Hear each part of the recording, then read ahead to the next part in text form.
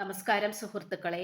Tarot love energies എന്ന നമ്മുടെ ഈ ചാനലിന്റെ പുതിയൊരു അധ്യായത്തിലേക്ക് എല്ലാ മാന്യ പ്രേക്ഷകർക്കും എൻ്റെ വിനീതമായ നമസ്കാരം.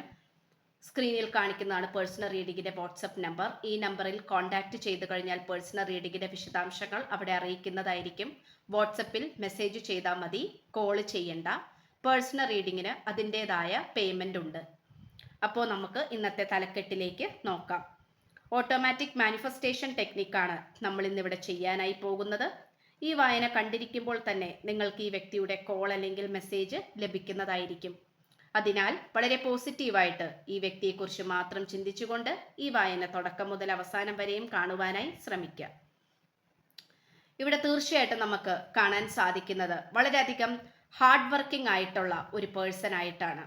അതായത് ഈ വ്യക്തി വളരെയധികം ജീവിതത്തിന് വേണ്ടിയിട്ടും ഈ വ്യക്തിയുടെ ജീവിതത്തിൽ പല പ്രശ്നങ്ങളുമുണ്ട്. ആ പ്രശ്നങ്ങൾക്ക് വേണ്ടിയിട്ടും ആ പ്രശ്നങ്ങൾ പരിഹരിക്കപ്പെടുവാൻ വേണ്ടിയിട്ടും അതുപോലെ ജീവിതത്തിലെ പല മേഖലകളിലും ഈ വ്യക്തി നല്ല രീതിയിൽ അധ്വാനിക്കുന്നുണ്ട് എന്നുള്ളതാണ്. അപ്പൊ നല്ല രീതിയിൽ അധ്വാനിക്കുക എന്നതുകൊണ്ട് സൂചിപ്പിക്കുന്നത് ഇപ്പോൾ സ്വന്തമായിട്ടൊരു വീടില്ലാത്ത അല്ലെങ്കിൽ സാമ്പത്തികപരമായിട്ട് യാതൊരു തരത്തിലും കൂട്ടിച്ചേർക്കാൻ പറ്റാത്ത, കൂട്ടിമുട്ടിക്കാൻ പറ്റാത്ത തരത്തിലുള്ള സാഹചര്യങ്ങളിലൂടെ ഈ വ്യക്തി കടന്നു പോയിക്കൊണ്ടിരിക്കുന്നുണ്ട്.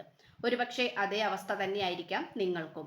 അപ്പോൾ നിങ്ങളാണെങ്കിലും കാലാകാലങ്ങളായി ഈ വ്യക്തിക്ക് വേണ്ടിയിട്ട് വെയിറ്റിംഗ് ആണ്, അല്ലെങ്കിൽ കാത്തിരിക്കുന്ന, കണ്ണിൽ എണ്ണയൊഴിച്ച് കാത്തിരിക്കുക എന്നൊക്കെ പറയുന്നത് പോലെ, അല്ലെങ്കിൽ പണ്ടൊക്കെ ഒരു കത്ത് കിട്ടുക, ഒരു പ്രണയലേഖനം, അല്ലെങ്കിൽ കാമുകനോ അല്ലെങ്കിൽ നമ്മൾക്ക് ഇഷ്ടപ്പെട്ട ആൾ നമുക്ക് വേണ്ടി കത്തയക്കുക, അതിനു വേണ്ടിയിട്ട് ഇങ്ങനെ കണ്ണിൽ എണ്ണ ഒഴിച്ച് കാത്തിരിക്കുക എന്നൊക്കെ പറയുന്നത് പോലെ കാലാകാലങ്ങളായിട്ട് ഈ വ്യക്തിക്ക് വേണ്ടി നിങ്ങൾ വെയിറ്റിംഗ് ആണ്. ഈ വ്യക്തിയുടെ ഭാഗത്ത് നിന്ന് എന്ത് തീരുമാനമാണ് ഉണ്ടാകാൻ പോകുന്നത്, അല്ലെങ്കിൽ ഈ വ്യക്തിയുടെ എപ്പോഴും ഉള്ളൊരു മനോഭാവം, അല്ലെങ്കിൽ ഒരു മറുപടി എന്ന് പറയുന്നത്, നിങ്ങളോടുള്ള ഒരു മറുപടി എന്ന് പറയുന്നത് പിന്നീടാകട്ടെ, പിന്നെ ആവട്ടെ, അല്ലെങ്കിൽ കുറച്ച് കഴിയട്ടെ, കുറച്ച് നാൾ കഴിയട്ടെ, എനിക്കിപ്പോൾ ഒന്നും പറയാൻ സാധിക്കില്ല, ഇങ്ങനെയുള്ള സിറ്റുവേഷനിലാണ് ഈ വ്യക്തി ഇപ്പോൾ എത്തി നിൽക്കുന്നത്. അല്ലെങ്കിൽ അങ്ങനെ പറയാൻ മാത്രമേ ഈ വ്യക്തിയെ കൊണ്ട് ഇപ്പോൾ സാധിക്കുകയുള്ളൂ. അത് പരിപൂർണമായിട്ടും ഓക്കെയാണ്, അല്ലെങ്കിൽ നമുക്ക് മുന്നോട്ട് പോകാം എന്നുള്ള രീതിയിൽ ഈ വ്യക്തിയെ കൊണ്ട് പറയാൻ സാധിക്കില്ല. അപ്പോൾ അതുകൊണ്ട് തന്നെ തീർച്ചയായിട്ടും എന്താണ്, ഇവിടെ നല്ല രീതിക്കുള്ള മാറ്റങ്ങൾ ഈ വ്യക്തി കൊണ്ടുവരാനായിട്ട് ശ്രമിച്ചുകൊണ്ടിരിക്കുന്നുണ്ട്. അതിനു വേണ്ടിയിട്ട് നല്ല രീതിയിൽ പ്രയത്നിക്കുന്നുമുണ്ട്. പക്ഷെ നിങ്ങളായിട്ട് സംസാരിക്കാത്തതിനുള്ള ബുദ്ധിമുട്ട് ഈ വ്യക്തിക്ക് നല്ല നല്ല തോതിലുണ്ട് എന്ന് തന്നെയാണ് കാണുന്നത്. അതുപോലെ തന്നെ നിങ്ങളുടെ കാര്യം പറയുകയാണെങ്കിലും നിങ്ങളും പല കാര്യങ്ങളും ഈ വ്യക്തിക്ക് വേണ്ടി ഒഴിഞ്ഞിട്ടിരിക്കുന്ന അവസ്ഥയാണ് കാണിക്കുന്നത്. അതായത് ഒഴിഞ്ഞിട്ടിരിക്കുക എന്ന് പറയുമ്പോൾ ഈ വ്യക്തിക്ക് വേണ്ടിയിട്ട് നിങ്ങൾ പല കാര്യങ്ങളും വേണ്ട എന്ന് വെക്കുന്നുണ്ട്. ഒരുപക്ഷെ നിങ്ങൾക്ക് ദൂരസ്ഥലത്തൊക്കെ ജോലിയും കാര്യങ്ങളൊക്കെ കിട്ടിയിട്ട്, അല്ലെങ്കിൽ ഒരുപക്ഷെ ഈ വ്യക്തിയേക്കാൾ ഉയർന്ന തോതിൽ കല്യാണാലോചനകളോ അല്ലെങ്കിൽ അങ്ങനെയുള്ള ബന്ധങ്ങളോ ഒക്കെ കിട്ടിയിട്ട് പോലും നിങ്ങൾ ഈ വ്യക്തിക്ക് വേണ്ടിയിട്ട് തന്നെ ജീവിതം ഒഴിഞ്ഞു വെച്ചിരിക്കുന്ന ഒരു സിറ്റുവേഷൻ ആയിട്ടാണ് കാണിക്കുന്നത്. അപ്പോൾ അതിൻ്റെയൊക്കെ ഒരു ഭാഗമായിട്ട് ഈ വ്യക്തിക്ക് അത്രയും അധികം ഒരു എന്താ പറയുക ബുദ്ധിമുട്ടുകൾ, കാരണം നിങ്ങൾ അത്രയും ഈ വ്യക്തിയെ വിശ്വസിച്ചു കൊണ്ടിരിക്കുകയാണ്. മനസ്സിലായോ? അല്ലെങ്കിൽ ഈ വ്യക്തിക്ക് വേണ്ടി നിങ്ങൾ അത്രയും ജീവിതം ഒഴിഞ്ഞു വെച്ചിരിക്കുന്ന ഒരു സാഹചര്യം. അപ്പോൾ നിങ്ങളുടെ ആ ഒരു സ്നേഹത്തിന് മുന്നിൽ പലപ്പോഴും ഈ വ്യക്തി കീഴടങ്ങി പോയിട്ടുണ്ട്.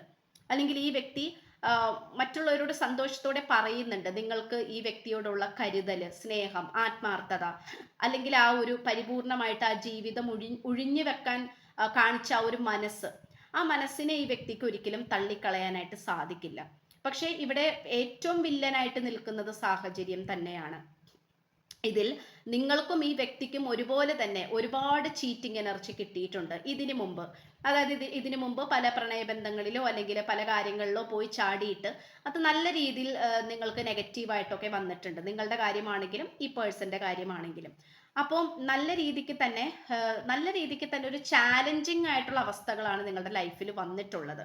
അപ്പോൾ അവസാനം കിട്ടിയ, ഏറെ കാലം കാത്തിരുന്ന അവസാനം കിട്ടിയ ഒരു നിധി എന്നുള്ള രീതിയിൽ നിങ്ങൾക്ക് കിട്ടിയിട്ടുള്ള ഒരു കാര്യമാണ് ഈ ബന്ധം എന്ന് പറയുന്നത്. അപ്പോൾ ഒരിക്കലും നിങ്ങൾക്കറിയാം, ഇനിയിപ്പോൾ വേറെ വ്യക്തിയിലേക്ക് പോയാലും, അല്ലെങ്കിൽ പണവും സൗന്ദര്യവും ജോലിയും ഒക്കെ നോക്കിയിട്ട് വേറെ വ്യക്തിയെ തേടി പോയാലും ഈ പേഴ്സൺ ആയിട്ടുള്ള ആ ഒരു ആത്മബന്ധം നിങ്ങൾക്ക് കിട്ടില്ല എന്നുള്ളത് നിങ്ങൾക്ക് നല്ല രീതിയിൽ തന്നെ അറിയാം. അതുകൊണ്ട് തന്നെ നിങ്ങളുടെ രണ്ടു പേരുടെയും ആ ഒരു വിവാഹത്തെ സൂചിപ്പിക്കുന്ന ആ ഒരു ആഗ്രഹം, അത് ഭയങ്കര അത്രമേൽ ആഴമേറിയ ആഗ്രഹമായിട്ടാണ് മനസ്സിൽ കൊണ്ട് നടക്കുന്നത്. അത് വലിയൊരു സ്വപ്നമായിട്ടാണ് മനസ്സിൽ കൊണ്ട് നടക്കുന്നത്. അത് ഈ പേഴ്സൺ ആയിക്കോട്ടെ, നിങ്ങളായിക്കോട്ടെ.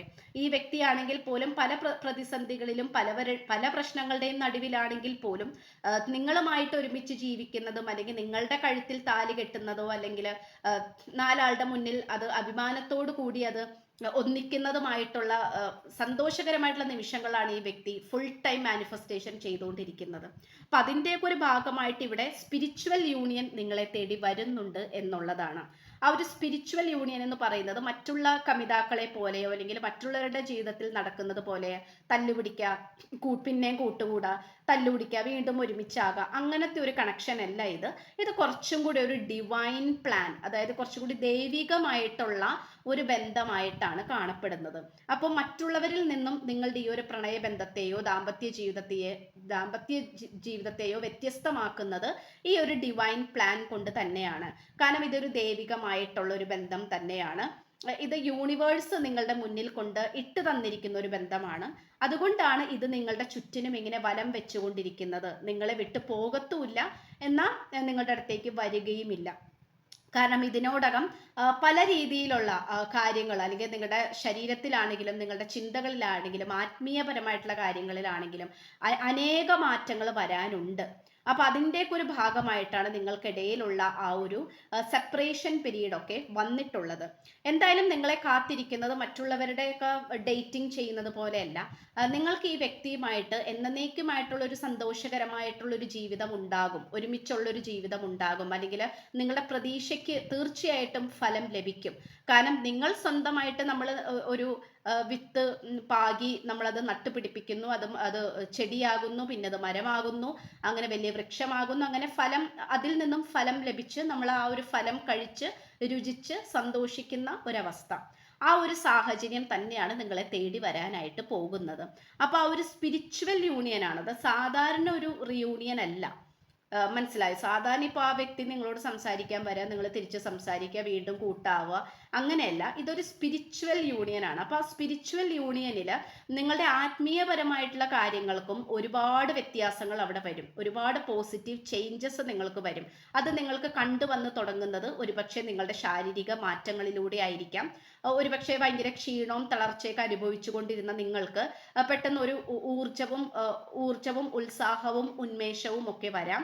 ഇനിയിപ്പോൾ ശാരീരിക മാറ്റമല്ലെങ്കിൽ മാനസികപരമായിട്ടുള്ള ഡിപ്രഷൻ, ആൻസൈറ്റി പോലുള്ള നെഗറ്റീവ് കാര്യങ്ങളിലൂടെ കടന്നു പോയിക്കൊണ്ടിരിക്കുന്ന ആൾക്കാരാണ് നിങ്ങളെങ്കിൽ അതിൽ നിന്നും വളരെയധികം ഹീലിംഗ് ലഭിക്കുന്ന അവസ്ഥ. നിങ്ങളുടെ ജോലി സംബന്ധമായിട്ടുള്ള കാര്യങ്ങൾ, സാമ്പത്തിക മേഖലകൾ, അതെല്ലാം താറുമാറായി കിടക്കുന്ന ഒരു സാഹചര്യമാണെങ്കിൽ തീർത്തും അതിൽ നിന്നും ഏവരെയും അത്ഭുതപ്പെടുത്തുന്ന രീതിയിലുള്ള ഒരു ഉയർച്ച, ഇതാണ് നമുക്ക് ആ ഒരു സ്പിരിച്വൽ യൂണിയനെ കൊണ്ട് സൂചിപ്പിക്കുന്നത്. അപ്പൊ അതാണ് ഇപ്പൊ ഇതിനോടകം നിങ്ങൾക്ക് മനസ്സിലായി എന്ന് വിശ്വസിക്കുന്നു. മറ്റുള്ളവരെ പോലെ വഴക്കിട്ടിരുന്നിട്ട് പിന്നെ അത് വന്ന് കൂട്ടാവുക, പറഞ്ഞ് തീരുമാനമാക്കാം, അങ്ങനത്തെ ഒരു റിയൂണിയൻ അല്ല. അത് സാധാരണ കണക്ഷൻസ് ആണ്. പക്ഷെ അവര് ഒരിക്കലും സ്പിരിച്വലി ഇതല്ല. പക്ഷെ നിങ്ങൾ സ്പിരിച്വലി കണക്റ്റഡ് ആയവരായതുകൊണ്ടാണ്, അല്ലെങ്കിൽ സ്പിരിച്വൽ ആ ഒരു പവർ, ആത്മീയപരമായിട്ടുള്ള ആ ഒരു അദൃശ്യ ശക്തി, അത് നിങ്ങളെ നയിക്കുന്നത് കൊണ്ടും നിങ്ങളെ പ്രൊട്ടക്റ്റ് ചെയ്യുന്നത് കൊണ്ടും നിങ്ങളെ വഴി കാട്ടുന്നത് കൊണ്ടുമാണ് നിങ്ങൾക്ക് ഇങ്ങനെയുള്ള കാര്യങ്ങൾ കാണാനിടയാവുന്നത്, നിങ്ങളുടെ കണ്ണിൽ പെടുന്നതും. അപ്പൊ അതുകൊണ്ട് തീർച്ചയായിട്ടും ഇവിടെ നിങ്ങൾക്ക് സ്പിരിച്വൽ യൂണിയൻ ആണ് കാത്തിരിക്കുന്നത്. അപ്പോൾ ഇത് തീർച്ചയായിട്ടും നിങ്ങൾ ഈ ഒരു റീഡിങ് 1, 2, 3 തവണ കണ്ടിന്യൂഷൻ ആയിട്ട് കാണാനായിട്ട് ശ്രമിക്കാം. കാരണം അത് റിയൂണിയന് നല്ല രീതിയിൽ, അതായത് കർമ്മയെല്ലാം തീർന്നിരിക്കുന്നവരാണെങ്കിൽ, പിന്നെ ചെറിയൊരു തടസ്സം മാത്രമേ ഉള്ളൂവെങ്കിൽ ഈ ഒരു വായന നിങ്ങൾ തുടർച്ചയായിട്ട് കാണുകയാണെങ്കിൽ നിങ്ങളുടെ ലൈഫിലേക്ക് അത് പെട്ടെന്ന് അട്രാക്റ്റ് ആവുകയും നിങ്ങൾക്കത് യാഥാർത്ഥ്യത്തിലേക്ക് കൊണ്ടുവരാനായിട്ട് സാധിക്കും. അപ്പൊ തീർച്ചയായിട്ടും ഇവിടെ ഒരു മാനിഫെസ്റ്റേഷൻ വർക്ക് ആവുന്നതായിരിക്കും. അല്ലാത്തവർ വിഷമിക്കേണ്ട ആവശ്യമില്ല. ഇതൊരു സ്പിരിച്വൽ യൂണിയൻ ആണ് നിങ്ങളെ കാത്തിരിക്കുന്നത്. അത് മറ്റുള്ളവരോട് നിങ്ങൾക്ക് സന്തോഷപൂർവ്വം പറഞ്ഞറിയിക്കാൻ പറ്റുന്ന നല്ലൊരു സന്തോഷ വാർത്ത കൂടിയായിരിക്കും. അതായത് ഒരു ഗിഫ്റ്റഡ് ആയിട്ടുള്ള ഒരു കണക്ഷൻ ആയിട്ടാണ് നമുക്കിതിനെ കാണാനായിട്ട് പറ്റുന്നത്. അല്ലാതെ എല്ലാവരുടെയും ജീവിതത്തിൽ സംഭവിക്കുന്നത് പോലെ കേവലം ഒരു പ്രണയബന്ധം, അല്ലെങ്കിൽ ജസ്റ്റ് ഒരു കണക്ഷൻ, അല്ലെങ്കിൽ ഒരു ടൈം പാസ്, ഒരു നേരം പോക്ക്, അതല്ല. ഇവിടെ നമുക്ക് അത്രയും ആത്മീയപരമായിട്ടുള്ള ഒരു ഘടകവും കൂടി നമുക്ക് കാണാൻ സാധിക്കുന്നുണ്ട്.